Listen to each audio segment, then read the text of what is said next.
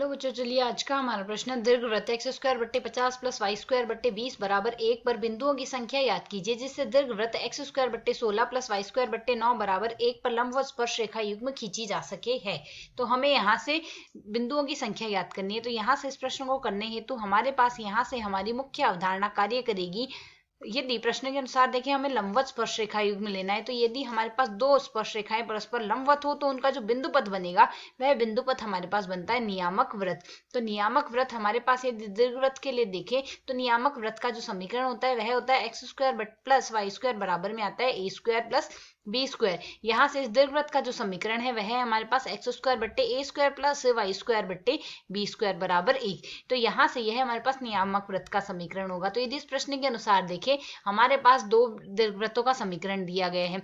तो पहले दीर्घवृत्त में हमारे पास जो ए स्क्वायर का मान है वह है 50 और बी स्क्वायर का मान है 20 और दूसरे दीर्घवृत्त में ए स्क्वायर का मान 16, बी स्क्वायर का मान 9। तो यदि अब हम यहाँ से देखें हमारे पास यह चित्र, इनका चित्र यदि बनाएंगे दोनों का केंद्र, तो हमारे पास मूल बिंदु आएगा। यह यदि हम एक्स अक्ष ले, यह यदि वाई अक्ष ले, तो यहाँ से यह तो हमारा पहला दीर्घवृत्त बनेगा। ठीक इसी प्रकार यह हमारा यहाँ से दूसरा दीर्घवृत्त बन रहा है, कुछ इसी प्रकार बनेगा यहाँ से। तो यहाँ से यदि अब इसके अनुसार देखें लंबवत रेखा युग्म का जो वृत्त बिंदुपथ बनेगा वह नियामक वृत्त बनेगा। अर्थात यदि हम यहाँ से देखें हमारे पास नियामक वृत्त का समीकरण क्या हो जाएगा, X square plus Y square बराबर में ए का स्क्वायर 16 प्लस बी का स्क्वायर 9 आ जाएगा। तो इसको सरल करेंगे तो X square plus Y square बराबर हमारे पास क्या आ जाएगा, यह आ जाएगा 25।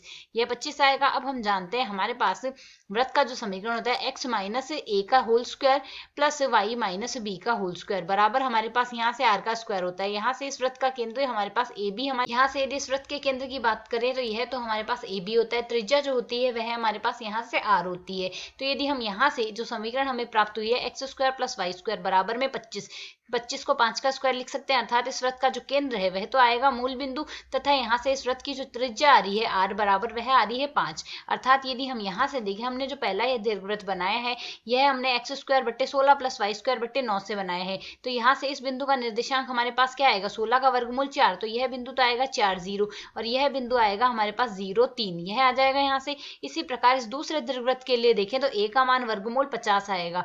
तो यह जो बिंदु आएगा हमारे पास वर्गमूल 50 0 आ रहा है और साथ ही जो दूसरा बिंदु यह आ रहा है यह बिंदु आएगा हमारे पास 0 वर्गमूल 20, यही मान आएगा यहाँ से। तो यदि अब हम देखें हमारे पास जो दीर्घवृत्त बना है, जो वृत्त बना है नियामक वृत्त, उसका केंद्र मूल बिंदु तथा त्रिज्या 5 है। तो यदि त्रिज्या हमारे पास 5 है, 5 का मान हमारे पास यहाँ से यह वर्गमूल 50 और वर्गमूल 16 अर्थात 16 का वर्गमूल और 50 के वर्गमूल के बीच में आ रहा है। तथा यहाँ से यह मान हमारे पास कुछ इस प्रकार, जो यदि हम यहाँ से इसके लिए रफ यदि चित्र बनाए तो यह हमारे पास कुछ इस प्रकार बनेगा। इसका चित्र हमारे पास यहाँ से कुछ इस प्रकार आएगा।